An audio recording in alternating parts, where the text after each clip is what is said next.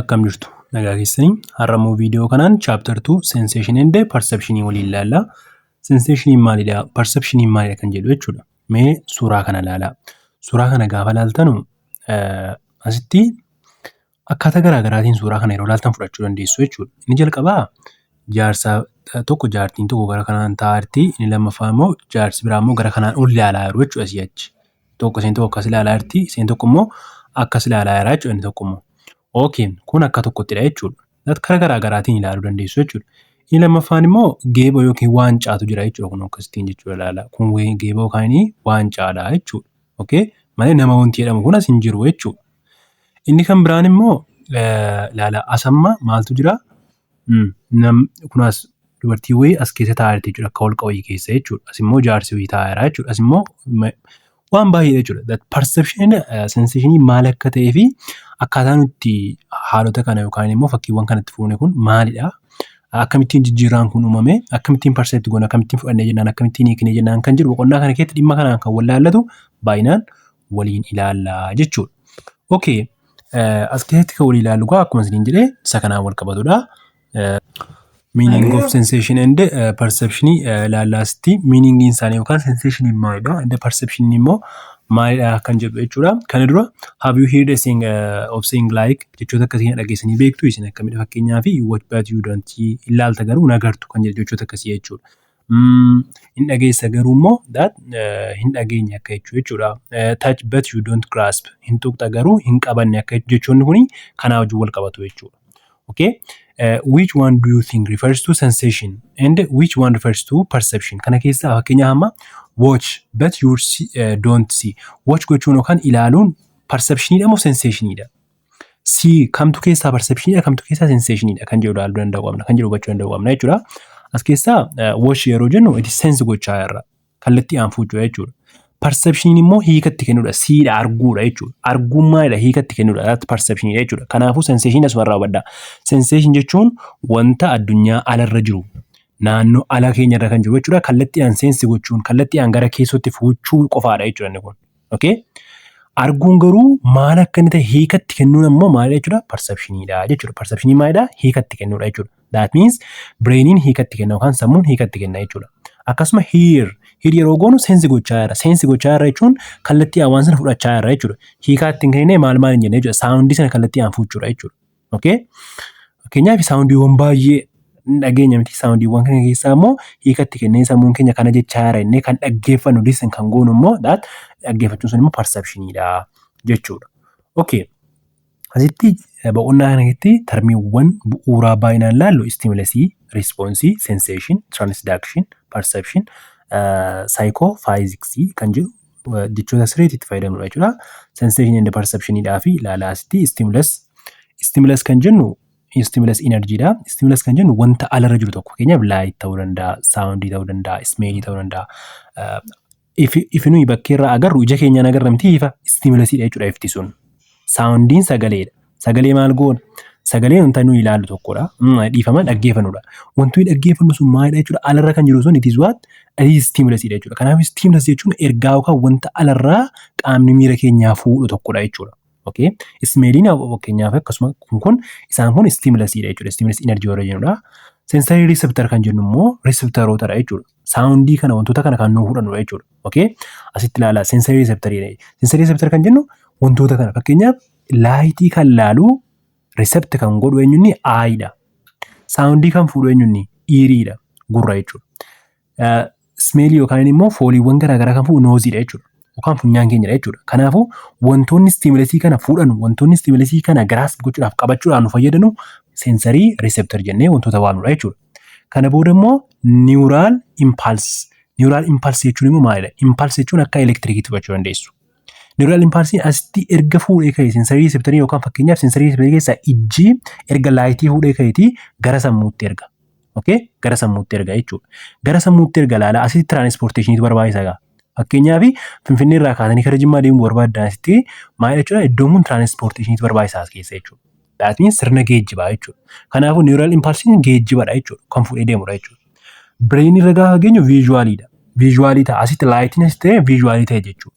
Asitti ifti agarre dhufee bireenii gaafa ta'u visually ta'e wanta mul'atu ta'e wanta argamu ta'e. That means it has a meaning at this stage. Okay? Stage kanarratti yookaan sarara kanarratti meaning yookaan hiika godhateera jechuudha. Asitti soundii kan ture auditory ta'e wanta dhaggeeffatamu ta'e. Asitti kan smeelii ture asitti olfactory ta'e hiika godhate jechuudha. Okay? Kanaafuu sammuun keenya wanta sanatti hiika kennaa jechuudha. What is transduction? Transduction kan jennu communication between the brain and the rest of the body.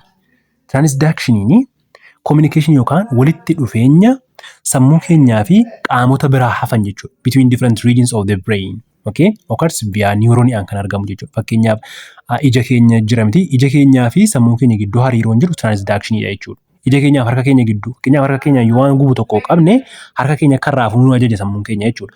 Akka sammuun keenya harka keenya raafuu nu ajaju kan godhe niwuroniin sammuu keessa deemee dhaqee sammuutti karaarra deemee dhaqee yookaan niwuron impaalsii keessa deemee dhaqee geejjibamee dhaqee maal godheera jechuudha sammuutti meera jechuudha. Okay? Recepti godhe seensi godheera jechuudha jalqaba. Kanaafiyyuu hariiroon gidduu qaamota biraatii fi sammuu keenya gidduu jiru transduction jennee waamnaa jechuudha. We recently learned how communication between neurons occurs electrochemically within neuron, electrical between neuron and chemical gidduutti akka argamu ilaalleerra jechuudha. So the brain language is what? Electrochemical. Brain language electrochemical jechuudha. Kana jechuun electrical chemical kan daddarbudha jechuudha. That means kan daddarbuuni keemikaala elektirikii irratti hundaa'in akka jechuuti jechuudha. Okay? Fakkeenyaaf niwuronii keessa keemikaalonni jiranu impaalsii sana baatanii adeemuu jechuudha. Electrochemical kan jennu isa kanadha jechuudha. All senses involve something called receptor cells. Sensiiwwan yookaan miirawwan hundinuu maal ofirraa qabu? Involve of keessaa akka qabu jechuudha. Involve kana maal receptor cell of keessaa qabu jechuudha. Fakkeenyaaf ijji kan keenya sensi gochuudhaa fi maal of keessaa qaba? Receptor cell qaba. Seeliiwwan ofitti fudhatan qaba jechuudha. Their job is to transduce, transform or even translate physical stimulation or physical energy from the environment into electrochemical message jechuudha. Dandeettii receptor cell kanaa maal gochuudha? Transform jijjiiruudha jechuudha. Waan nuti physically agarru sana gara maaliitti jijjiiruudha? Into electrochemical message jechuudha. Gara ergaa electrochemicaliitti yookaan immoo ergaa keemikaalaan bifa elektrikiin daddarbuu danda'utti jijjiiru jechuudha. Eenyu receptoriin jechuudha. Fakkeenyaaf bakka alatti waan agarru sana, okay? Fakkii bakkeetti agarru sana, fakkii alarratti agarru sana maal godhu jechuudha? Receptor celliin jechuudha. Gara electrochemicaliitti jijjiiru jechuudha. Okay? Bifa inni ittiin keemikaalaan baadhatamee gara sammuutti deemuu danda'u jijjiiru jechuudha. Ifa nuyi bakkeetti agarru kana gara electrochemicaliitti jijjiiru jechuudha. Eenyu receptor celliin jechuudha. Okay? That can be understood by the brain. Sammuu maal gochuu danda'a jechuudha? Electrochemicalii sana yookaan immoo keemikaala bifa elektirikiitiin dhufe sana maal godha jechuudha? Hubachuu danda'a jechuudha amma sammuun keenya jechuudha. Okay, kanaafuu sensationii maal inni gaa? Sensation jechuun process whereby stimulation of receptor cells in the sensory system sends nerve impulses to the brain. Sensation kan jennu adeemsadha jechuudha. By stimulation of receptor cells adeemsasa stimulationiin yookaan immoo stimulation jechuun wanta alarra jiru. Fakkeenyaaf soundii ta'uu danda'a, visually image jechuudha. Bakkeerra light jechuudha. Ifa bakkeerra jiru ta'uu danda'a. Akkasuma soundii isaan kun kanadha. Stimulationidha. Wanta alarraa nu fuunu, wanti alarraa nu agarru kun stimulationidha jechuudha. Kanaafiyyuu sensationiin adeemsa ittiin stimulationiin kun receptor celliidhaan fudhatamee in the sensory system keessa yookaan sirna sensory kana keessa deemuudhaan sends nerve impulse to the brain. Nerve impulse gara kamitti erguudha? Gara sammuutti erguudha jechuudha. Fakkeenyaaf color brightness, the pitch of tone or bitter taste, hadhaa'uun, coloriin, halluuwwan garaagaraa kun gara kamitti ergama? Gara sammuutti ergama. Kallattiidhaan colorii fuudhan, brightii fuudhee, kallattiidhaan pitch of tone yookaan sagalee fuudhee, dhandhama garaagaraa fuudhee kallattiidhaan erguun kun maal jechuudha? Sensationidha jechuudha. The starting of point of sensation is stimulus. Sensationiin bakki inni itti jalqabu eessarraa ka'a? Stimulus irraa ka'a. Stimulus jechuun eenyuun wanta alarraa sanarraa ka'a jechuudha. Achirraa ka'ee ija keenya seenaa fakkeenyaaf yoo ifa ta'e. Achirraa ka'ee gurra keenya seenaa jechuudha yoo soundii ta'e jechuudha. Okay, a form of energy such as light waves or sound waves. A form of energy yookaan that akkaataan inni tokko anniisaawwan akka jechuuti. Akka fakkeenyaaf kanneen akka anniisaa ifaa, kanneen akka dambalii weebii yeroo jennu jechuudha. yookaan immoo sound waving yookaan immoo dambalii sagaleen faanii that can affect sensory organs such as eye or the ear. Isaan kun maal jechuudha? Starting point of sensation dha jechuudha. Okay. Inni kan biraan therefore it is the process of detect the stimulus from one's body or from the environment jechuudha. Kallattiidhaan sensation jechuun maal jechuudha? Adeemsa ittiin stimulusiin detect godhamudha. Stimulus jechuun maal jechuudha? Wanta alarra jiru inni. Fakkeenyaaf soundii ta'uu danda'a. Fakkeenyaaf laayitii ta'uu danda'a. Wanta alarra jiru kana gara keessaatti fudhachuudhaaf adeemsa nuyi ittiin detect goonu sensationidha jechuudha. Adeemsa nuyi ittiin saaxillee kana qabannee jennu maalidha? Sensationidha jechuudha. Perception kana booda immoo perception process that organize sensation into meaningful pattern jechuudha. Sensationiin kallattiidhaan wanta sana maal gochuudha? Detect gochuu qofaadha laala. Erga detect goonee booda immoo hiika qabaachuu qaba wanti kun. Adeemsa nuyi ittiin hiikatti goonu immoo perception jenna jechuudha.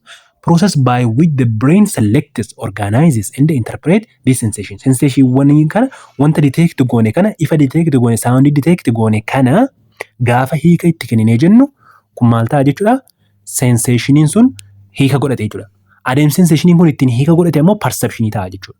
Is meaning making processidha. Adeemsa hiika itti tolchudha jechuudha. Maaliif sensationii nuuf kenname sanatti hiika kennaa jechuudha. Okay. Or process whereby the brain interprets sensation. Yookaan immoo maal jennee hiikuu dandeenya? Adeemsa ittiin sammuun kan keenya sensationii nuuf hiikuudha jechuu dandeenya jechuudha. Yookaan immoo giving them order and meaning. Orderii tartiiba mataa isaaniitii fi hiika mataa isaanii adeemsi sammuun kan keenya sensationiidhaaf kennu perception jennee waamna jechuudha. Kanaafiyyuu learning sounds hearing sounds and seeing color is what largely a sensory processidha jechuudha. Okay? Adeemsa sensoriiti. Kana jechuun sensationidha jechuudha. Okay, but forming melody and detecting patterns sana immoo detect gochuun pattern akkamii ta'e shaping maal akka ta'e and shapes shape akkamii akka ta'e yookaan boci tokko boca akkamii akka ta'e detect gochuun beekuun ammoo bocni kun maalidha?